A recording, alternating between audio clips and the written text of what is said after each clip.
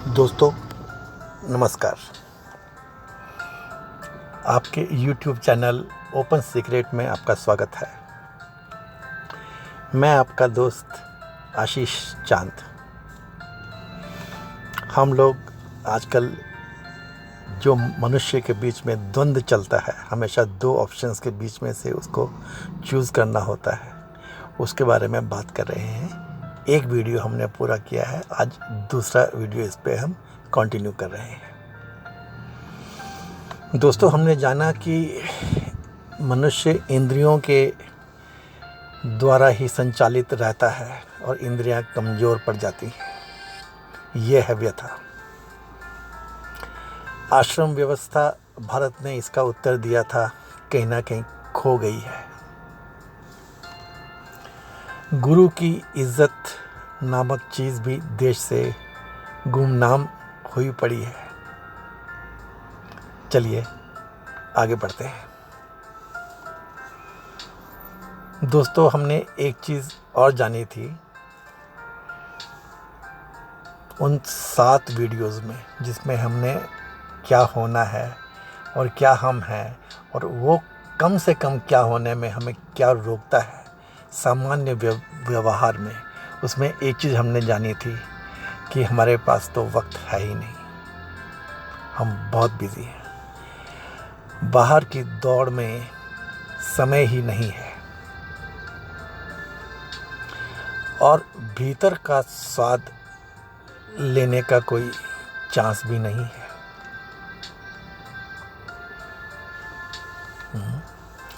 एक चीज़ हल्की हल्की सी समझ में आती है कि कुछ तो है जो पूर्णता हम लोग खो बैठे हैं। पूर्णता प्राप्त करना शायद ज़रूरी है। This wholesomeness is important. ये तो हल्का हल्का से समझ में आता है।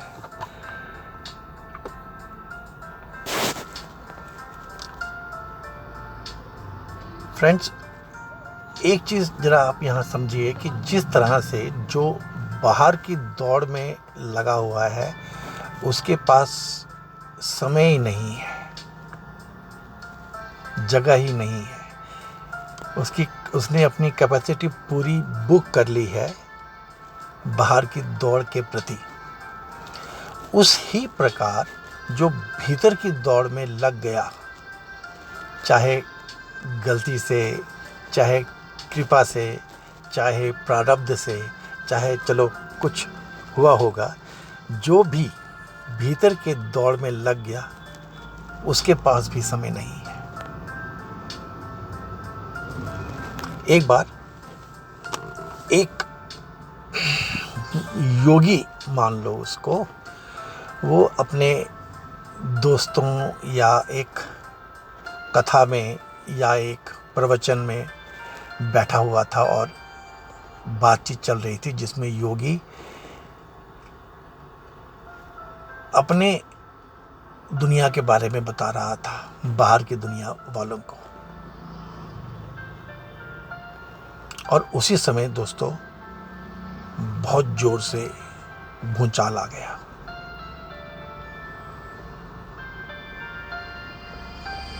एकदम लोग अलर्ट हो गए, भागम भाग मच गई। ये कोई तीसरी या चौथी मंजिल में योगी बैठा हुआ था जो ये प्रवचन दे रहा था या बता रहा था, और सब लोग भागे, बहुत तेज भागे, सीढ़ियों से उतरते हुए, दौड़ते हुए सड़कों पे भागे, पार्क की तरफ, फील्ड्स की तरफ भागने लग पड़े। कुछ ही मिनटों में, 5-6 मिनट के बाद, जो उस घर का मालिक था उसे एकदम याद आया और वो, अब भूचाल भी ख़त्म हो चुका था, अपने घर की तरफ वापस गया और उसने देखा कि योगी जी जो थे वो वैसे ही ध्यानमग्न अपनी जैसे निद्रा में या ध्यान में, समाधि में बैठे हुए थे। उनके वापस आते ही उन्होंने कहा कि चलिए अपनी बात आगे कंटिन्यू करते हैं। जैसे कुछ हुआ ही ना हो। तो उस मालिक ने, मकान के मालिक ने उनसे पूछा कि क्या हुआ, आप भागे नहीं, आप चले नहीं, भूचाल आ गया था, जैसे सब कुछ खत्म होने को था, सब तो भाग गए, आप बैठे रहे। तो उस योगी ने बताया कि जैसे सब भागे वैसे मैं भी भागा, मैं भी अपनी क्षमता के अनुसार बहुत तेज भागा। आप लोग बाहर भागे, लेकिन भूचाल तो हर जगह था, सड़क पे था, खेतों में था, मकानों में था, बिल्डिंग्स में था। इसलिए मैं भी भागा। एक चीज कि अंदर भूचाल नहीं था, और दूसरी चीज पता नहीं आप किस गंतव्य की ओर भाग रहे थे। मुझे तो सिर्फ ये लगा कि जो मुझे भागना है, जो मुझे ध्यान करना है, जो मुझे पहुंचना है, जहां मेरे के लिए मुझे ताकत लगानी है, जोर लगाना है, चलो इसको अब फटाफट कर लें। तो मैं भी भागा, बस मैं भीतर भागा, आप बाहर भागे थे। तो दोस्तों, ये भी एक छोटी सी कथा थी, मैंने आपको सुना डाली। मनुष्य के पास हमेशा दो डायरेक्शंस होती हैं, एक अंदर की और एक बाहर की। जब भी आप हैप्पीनेस, खुशी, आनंद के प्रति बढ़ना शुरू कर देते हैं, आप चाहे कितना भी भटकें, कितना भी आप यहाँ से वहाँ, वहाँ से यहाँ हो, भूल जाएं, आपको वहाँ पहुँचना ही है। आप पहुँच ही जाते हैं, समय लगता है लेकिन आप पहुँच जाते हैं। दोस्तों, इसमें कुछ तो समझने जैसा है। हम लोग एफर्ट करते हैं, पढ़ाई करते हैं, मेहनत करते हैं, एक्सपीरियंस गेन करते हैं, नौकरी करते हैं, फिर आज की तारीख में जो कमाया है उसको संजोना है, संवारना है, इस्तेमाल करना है, भोगना है। उसमें भी कुछ टेक्निकल और एफर्ट लगता है, बहुत एफर्ट करते हैं।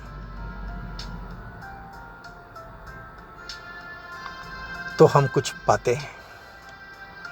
इसमें समझने जैसा ऐसा कुछ है कि अगर जैसे मानो बाहर के डायरेक्शन में दौड़ने के समय अगर रास्ता ठीक ना हो या गलती हो जाए तो क्या होगा। वैसे ही यदि हम भीतर की तरफ दौड़ में लगे हुए हैं, तो यदि रास्ता गलत भी है, थोड़ा भटके हुए भी हैं, तो क्या होगा।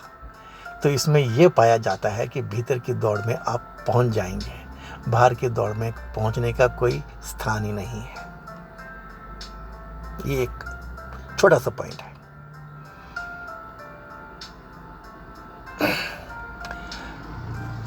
बाहर की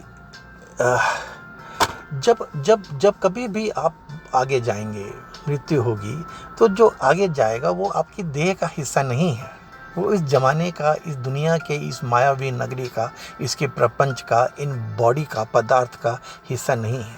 वो तो ख़त्म होना ही है, ख़त्म हो ही जाता है। हाँ, जो मन, वो आत्मा का हिस्सा है, वो ज़रूर आगे जाता है। ये भी एक छोटी सी बात आपको समझ में आराम से आ जाती होगी, इसमें कोई इतनी बड़ी बात नहीं है।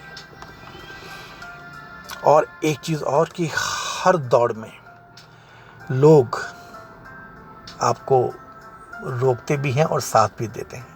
ये तो एक फैक्ट है कि जब आप बाहर की दौड़ में होंगे, ऑब्जेक्टिव वर्ल्ड की दौड़ में होंगे, तो आपको आपके जो नज़दीक वाले हैं, चाहने वाले हैं, आपके ऊपर जो डिपेंड करते हैं, वो तो आपको सपोर्ट करेंगे, कम से कम चाहेंगे।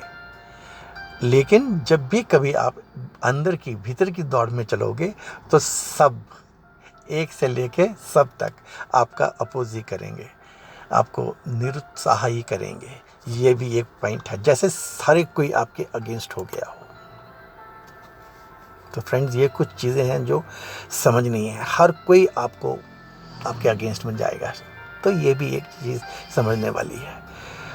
अब इसमें फ्रेंड्स, दोस्तों, एक चीज़ समझो कि आप जब भीतर की दौड़ में चले, हम तो यही मान के चलेंगे कि आप चल पड़े, तो आपको जो चीज़ भीतर की जाने में रोकता है, लोग तो सब मना कर रहे हैं, अपनी अपनी भाषा में समझा रहे हैं कि जाना नहीं, गलत है, कुछ नहीं है, पागल हो गए हो क्या, क्या सोच रहे हो, ऐसा भी कुछ गलत है, बस जो भी मान लो इसको, है ना। लेकिन जो आपको ये उनकी बात मानने के लिए जो सबसे पहले जो आपको कर गुजरता है, वो होता है आपका शक, आपका संशय, डाउट, जो आपके भीतर है। आपके भीतर डाउट है, लोगों ने समझाया और वो डाउट ने घर कर लिया। फिर शुरू होती है आपकी जर्नी कि यदि आपने शुरू भी किया तो आप रुक गए। ओके फ्रेंड्स, और ये डाउट आपके भीतर में क्यों है? क्योंकि आपके भीतर में जो इंटरनल फियर है, भय है, वही ये डाउट का रूप धारण कर लेता है, बन जाता है। Internal fear becomes doubt. ये समझने की बातें हैं। और फ्रेंड्स, ये जो इंटरनल फियर है ना, ये जो सिक्का है इंटरनल फियर का, अब ये क्यों है, कैसे है ये, इस सिक्के का जो दूसरा पहलू है, जो दूसरा इसका हिस्सा है, दूसरा जो फेस है ना, वो है ग्रीड, लोभ, यू नो। तो दुनिया अनजाने में या जाने बूझ के इतनी स्मार्ट है कि वो आपको लोभ में डालती है, आपको लोभ में डालेगी। इंटरनल फियर अपने आप पैदा हो जाएगा। इंटरनल फियर अपने आप पैदा हो जाएगा तो डाउट अपने आप आ जाएगा। डाउट अपने आप आ जाएगा तो आप रास्ते से हट गए, उनका काम हो गया। तो क्या करना है उनको? सिर्फ आपके अंदर ग्रीड डालना है, लोभ डालना है। दोस्तों, आपने ये बात जरूर सुनी होगी कि जब ब्रिटिशर्स ने इंडियंस के ऊपर राज किया और जान लिया कि ये तो बहुत ही कर्मयोगी लोग हैं, बिजनेस करते हैं, फिर जब उन्होंने टैक्सेशन की शुरुआत की तो सबसे पहले उन्होंने क्या किया कि टैक्स बहुत बढ़ा दिए, बहुत बढ़ा दिए। अब ये हो गया कि अब ये टैक्स बढ़ा दिए हैं, ये टैक्स दोगे तो आपका बिजनेस वैसे नहीं चल पाएगा, और अगर टैक्स नहीं दोगे, टैक्स की चोरी करोगे तो आपने चोरी कर ली, अब तो हमारे कंट्रोल में वैसे ही आ गए, क्योंकि जब चोरी कर ली तो आपका इंटरनल फियर जागृत हो गया, आप हमारे डर में आ गए। ये चीज़ आपको समझना बहुत ज़रूरी है फ्रेंड्स, यू नो। ओके, तो फ्रेंड्स, इसमें शास्त्र के अनुसार क्या है? यदि अगर भय है तो निर्भयता भी है, अगर डर है तो निडरता भी है, अगर फियर है तो फियरलेसनेस भी है। ये शास्त्र समझाता है हमको, ना। और ये जो फियरलेसनेस है, ये आप में तभी आएगी जब आप में वैराग्य होगा। ये चीज़ समझना बहुत ज़रूरी है। वैराग्य अगर होगा तो आप में फियरलेसनेस तक आप पहुंच जाओगे। वैराग्य होगा, जो भी हो रहा है उसको आप यदि उस साक्षी भाव से, विटनेस की थ्योरी से, विटनेस की इक्वेशन से समझ रहे होगे, आपका ज़माने के प्रति ड्यूटी का, ट्रस्टी का बोध होगा और आप में वैराग्य होगा। ज़्यादा की कोई ज़रूरत नहीं है, इससे मेरा काम चल रहा है, मुझे तो आराम चाहिए मन का, you know, that kind of starting. तो आपका निश्चय बढ़ता है, विश्वास बढ़ता है, फर्मनेस बढ़ती है, फेथ बढ़ता है, और इस निश्चय से, वैराग्य रूपी जीवन से आता है फियरलेसनेस। ओके फ्रेंड्स, और ये सारा चैप्टर जो है, जो मैं द्वंद्व बताता था आपको, ये सारा चैप्टर प्रेय का और श्रेय का ही है। प्रेय जो है ये वासना को प्रफुल्लित करता है। ओके, जो साधन है, जो मीन्स है, यू नो, वो श्रेय के और प्रेय के अलग अलग हैं, लेकिन दोनों बद्ध हैं, दोनों बांधते हैं मानव को। एक फिर भी परम कल्याण के प्रति बांधता है और दूसरा प्लेजर्स के प्रति बांधता है, खुशी के प्रति बांधता है। और जो लर्नड लोग हैं, जो पढ़े लिखे लोग हैं, जिनके पहुंचने की पूरी चांसेस हैं, वो हमेशा श्रेय को चुनते हैं। जो प्रेय है ये प्रफुल्लित करता है वासना को, और जो श्रेय है ये प्रफुल्लित करता है आत्मा को। दोस्तों प्रे जो है ये एक दिखता हुआ खुशी है, ये दिखती है, एक फीलिंग देती है आपको सेटिस्फैक्शन की जो असली में है नहीं। तो ये दो तरीके और निकल के आते हैं क्वालिटेटिवली, गुणवत्ता के हिसाब से, है ना। प्रे का मतलब होता है कि वो चीज़ें, मैं तो ये कहूँगा वो लोग भी जो आपको एक अंदाज़ा भर देते हैं, आपको फीलिंग देते हैं कि अब आपको खुशी मिलने वाली है। और श्रेय इसका जस्ट उल्टा, जस्ट इसका रिवर्स। जिस भी चीज़ में पहले सुख मिले दुख आएगा ही, ये एक नियम है, इसको आप समझ लीजिए। We all have suffered thus but have not followed, ये बात है। हम सब ऐसे सफ़र कर चुके हैं, बस पता नहीं समझते क्यों नहीं है। आप ये सोचिए कि मछली कैसे पकड़ी जाती है, कांटे में आटा लगा करके। How is the fish caught? ऐसा भी कभी होता है? कौन करता है? कौन कौन कांटे में आटा लगाता है और मछली उसमें फंस जाती है? तो दोस्तों वैराग्य भाव उत्पन्न न होने के कारण मानव सदा प्रेय के पीछे भागता है। बुद्धू मूढ़ पुरुष यह नहीं समझ पाता कि वह एक अंधे के भांति चल रहा है, कहीं पहुंचेगा नहीं। यह भी एक द्वंद्व है, सदा मानव के भीतर चलता रहता है। दोस्तों अब जरा बात करते हैं तरीके की, मेथड की। ओपन सीक्रेट क्या मेथड आपको इसमें बताना चाहता है, क्या तरीका? मेरा कुछ नहीं है इसमें, मैंने बताया था। अब हम हल्का हल्का शास्त्र को छुएंगे और शास्त्र से ही लेकर के बात करेंगे। हाँ, हम उसमें थोड़ी अपनी सोच डाल देते हैं। दोस्तों यहाँ मैं अब जो बात करने जा रहा हूँ वो हम उपनिषद से ले रहे हैं। उपनिषद में ऐसा कहा गया है, ऐसा दिखाया गया है, ऐसा बताया गया है। अब ये हमें लोग क्यों नहीं समझाते हैं, ये वो जाने।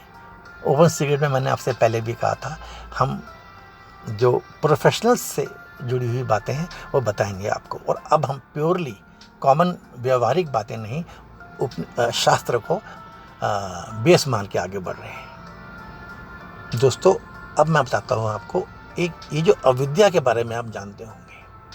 आप कभी भी ऐसे मत सोचना कि जैसे एक विद्या है तो ये जैसे अच्छी चीज़ है तो अविद्या बुरी चीज़ है। ऐसा शास्त्र ने कभी नहीं कहा है, ऐसा शास्त्र ने कहा नहीं, कहीं भी नहीं कहा है।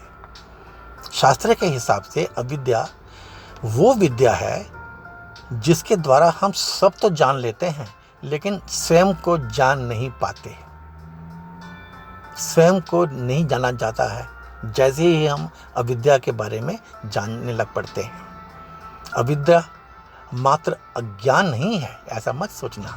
यह एक भौतिक ज्ञान है। ऐसा ज्ञान है जो ज्ञान जैसा प्रतीत होता है परंतु व्यक्ति स्वयं अज्ञानी रह जाता है।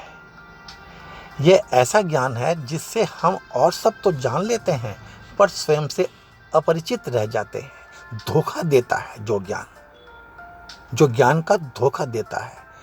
ऐसी विद्या को उपनिषद ने अविद्या कहा है। दोस्तों यदि हम एक तरह से ठीक से अनुवाद करें, समझें, तो अविद्या का अर्थ होगा पदार्थ की विद्या, पर का ज्ञान। दोस्तों अविद्या का अर्थ होगा साइंस। विद्या है आत्मज्ञान। विद्या से केवल ज्ञान अभिप्रेत नहीं है, विद्या से रूपांतरण, ट्रांसफॉर्मेशन अभिप्रेत है। जो ज्ञान स्वयं को ऐसा ही छोड़ जाए जैसा आप जानने से पहले थे, उसे ज्ञान नहीं कहेंगे। आप इसको सोचेंगे ऐसा कैसे, लेकिन दोस्तों बस जरा समझिए। Such knowledge which does not cause mere addition but causes transformation in you is vidya, and knowledge which causes addition and no transformation is avidya. ज्ञान की कसौटी यही है, विद्या वही है कि आप जानें और रूपांतरित हो जाएं, आप में ट्रांसफॉर्मेशन हो जाए, आप में जो ट्रांसफॉर्मेशन है उसे आरोपित ना करना पड़े। इधर आपने जाना, ज्ञान लिया, और उधर आपका आचरण बदल गया तुरंत, उसी क्षण, कोई देर नहीं लगी, बस उसी समय। वो है विद्या। विद्या वो है कि आपको मिली और आप बदल गए। और अगर ऐसा ज्ञान है जिसके जानने के बाद आचरण बदलने के लिए उसको आरोपित करना पड़ेगा कि ठीक है, आपने मुझे समझा लिया, मैंने पढ़ लिया, मैंने अपने लैपटॉप में स्टोर कर लिया, अब मैं इसको समझ लूँगा, अब मैं इसको जान लूँगा, अब मैं इस पर एक्सपेरिमेंट्स कर लूँगा, अब मैं इस पर एक्सपीरियंस गेन करूँगा, वो अविद्या है। वो सब अविद्या है। This is the important point. उसको विद्या नहीं कहते हैं। इधर दिया जला और अंधेरा खो गया, इधर पानी पिया और प्यास बुझ गई, इधर आग में हाथ डाला और हाथ जल गया। समझ रहे हैं आप?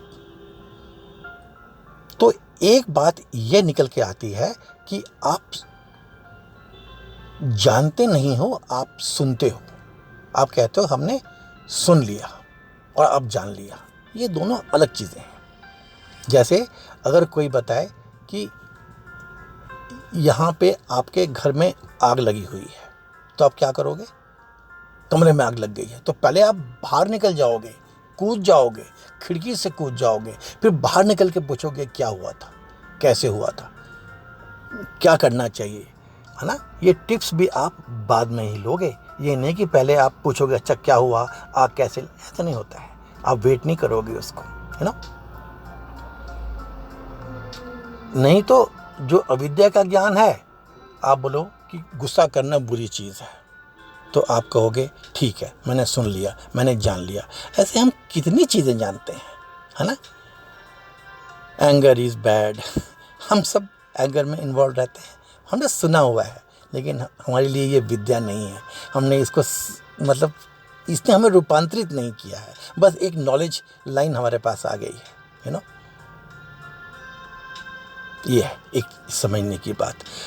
जो विद्या हमें मिल जाती है तो हम किसी से टिप्स भी नहीं मांगते हैं, बस वो हमको चेंज कर देता है। ओके, उपनिषद कहता है जो हमें चेंज नहीं करता है वो अविद्या है, यू नो।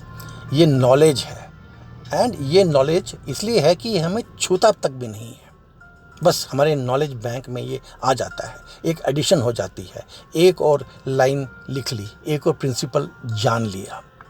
ऐसा नहीं है कि हमारे लैपटॉप में जो स्क्रीन है वो है, हमारे दीवारों पे बड़े बड़े बोर्ड लगे हुए हैं, उसमें बड़े बड़े प्रिंसिपल्स लिखे हुए हैं, बड़े बड़े बैनर लगे हुए हैं, हमने अपने घर के छत पे लिख दिया है। ये उससे कुछ नहीं होता है, यू नो फ्रेंड्स, उससे कुछ नहीं होता है। ये इससे जो ज्ञान आपके लिए ये सिर्फ एडिशन है, ये एक्यूमुलेट हो रहा है। आपका जैसे जो नॉलेज बैंक है ये बड़ा हो रहा है, जैसे आपका बैंक बड़ा हो रहा है, बैंक में ज़्यादा पैसा आ गया है, बैंक बड़ा हो गया, बस इससे ज़्यादा कुछ भी नहीं।